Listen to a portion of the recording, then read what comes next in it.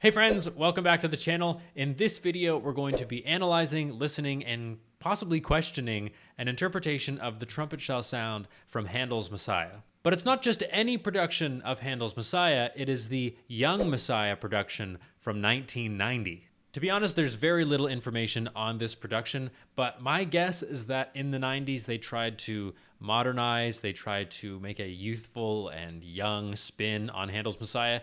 And so, as we will see in a moment, they added their own personal flair. I think this was recorded somewhere in Virginia. I don't really know. I know it's in the United States, but we're going to go on a journey together. I'll tell you what I'm going to try not to do, and that is to be a Baroque / classical music / opera snob. There are a lot of people out there who think that we should do this music the exact same way every single time. Opera should be done traditionally. We shouldn't change anything. We shouldn't do modern productions. And I don't agree with that at all. The same thing applies to Handel's Messiah. I think it's fun, it's exciting and interesting if we find new ways to perform it. And although this was made in 1990, it's still a fresh and very different way of interpreting Mr. Handel's work. So absolutely no hate or any negativity towards these performers. This is just me commenting on a very interesting interpretation of the work. No more talking, let's just listen.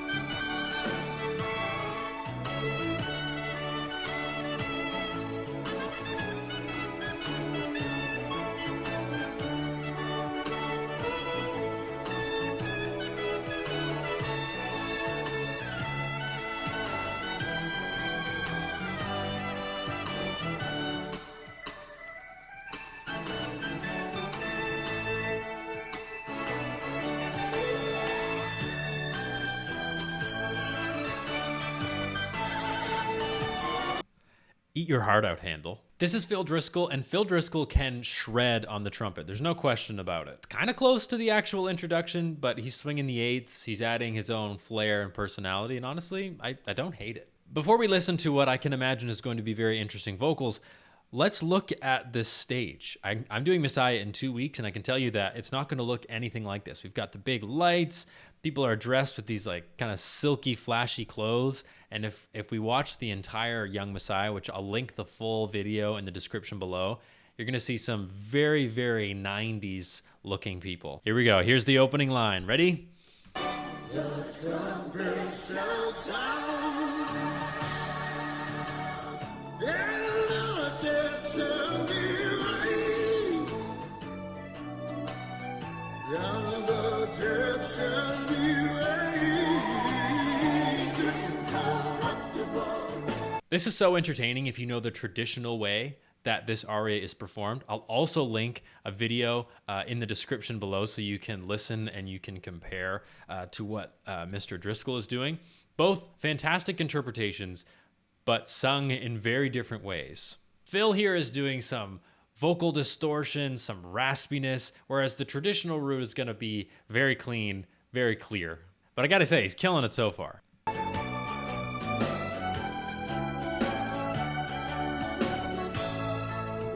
Trumpet shall sound. It's pretty epic that he can just use the trumpet as a prop after he plays it. Like, that's so badass. I challenge any basses or baritones with a Messiah gig this season or any season to learn the trumpet part, learn the trumpet if you have to.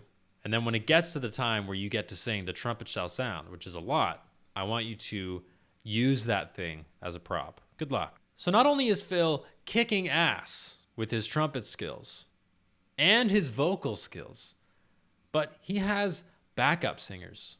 He's got a trio of singers that are adding some fun harmony. I'm really excited. Let's listen to what they have to offer.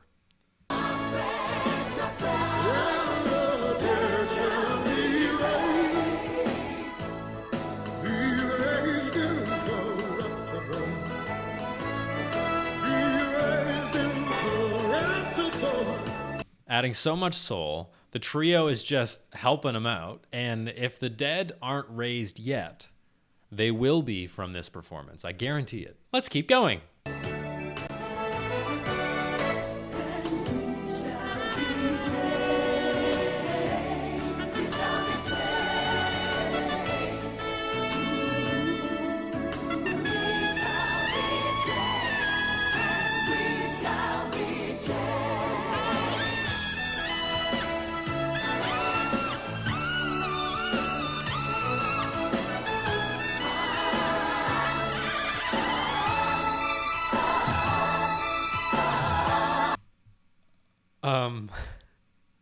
I am too stunned to speak.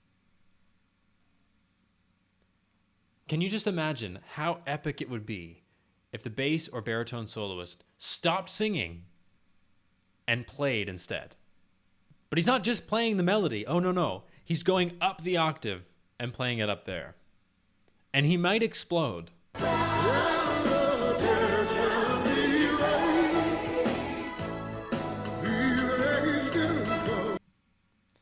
He's a little confused at this point. I think he's not 100% sure what's going on, but when the trumpet kicks in, everything just makes sense.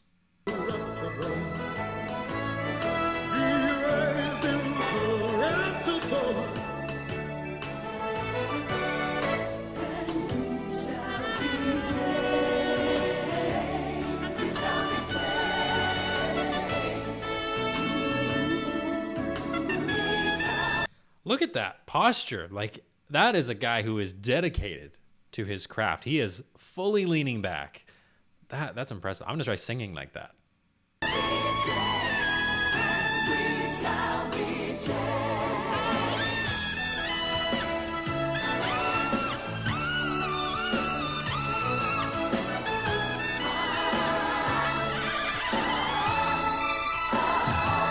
Holy smokes, he might actually explode. If you give any less effort than that, shame on you.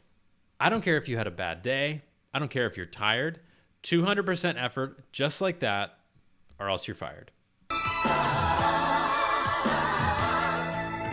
trumpet shall sound. The trumpet shall sound.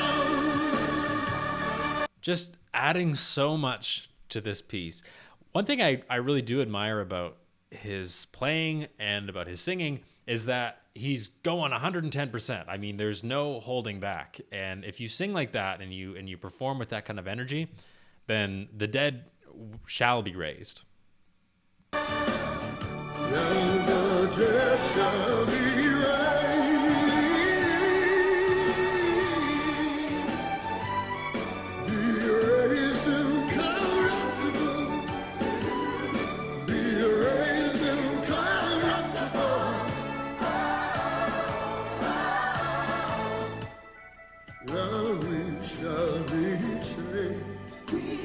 So now we've had a texture change, and we shall be changed. This makes sense. If we do some text analysis on this performance, there's something different here. He's gotten closer to the mic. Things have gotten a little bit more intimate.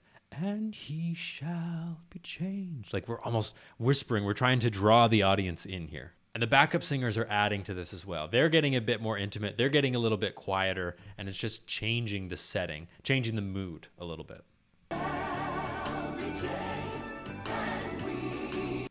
What is he looking at? Well, we shall be changed. We shall be changed. And we shall be changed. We shall be changed. And we shall be changed. We shall be changed. Be changed. Belt it out, Phil Driscoll, killing these vocals, shredding them. We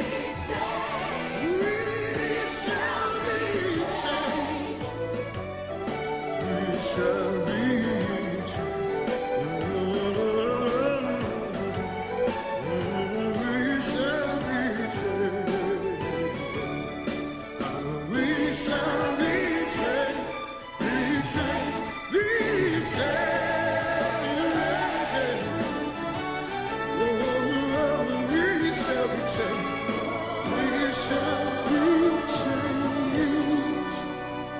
So he's changing the word setting a little bit. I really like this. This is a cool interpretation. He's mixing up the words. He's giving us different sounds.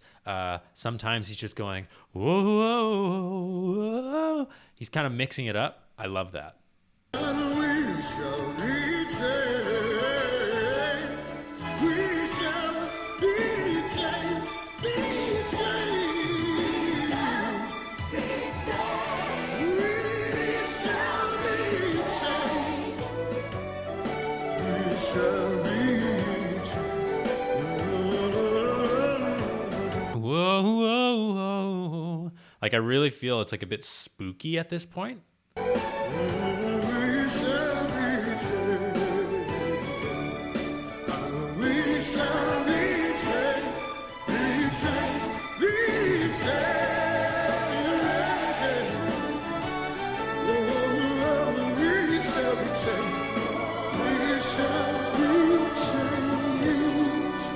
This is the part in this aria where we get a really cool cadenza. So a cadenza is a moment to show off your vocal prowess, and I'm really interested to see what Phil Driscoll is going to do in this moment. Let's listen. We shall be changed.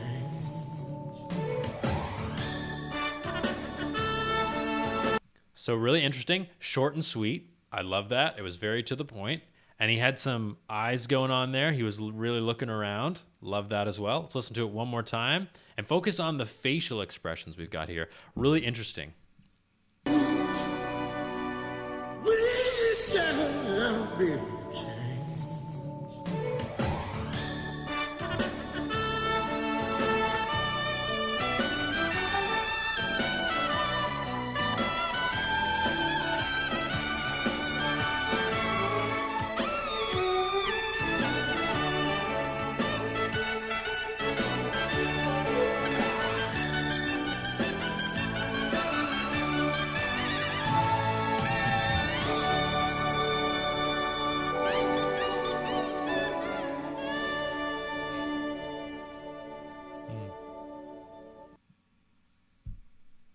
Wow. So not only can he sing the whole thing, but he has the energy and the stamina to do a play out at the end. That is artistry. So much so that in his outro, he even played notes that weren't even in the key, which was even cooler, and gave us a bit of a jazzy vibe, right? Kind of modulated a little bit. There was some cool tones in there. Let's listen to it one more time. Really great. And we have that classic, I feel like a very classic 90s play out at the end too, the very last few notes. It's kind of like you just want to say, trumpet has sounded, have a good night, and we'll see you next week. Let's listen one more time.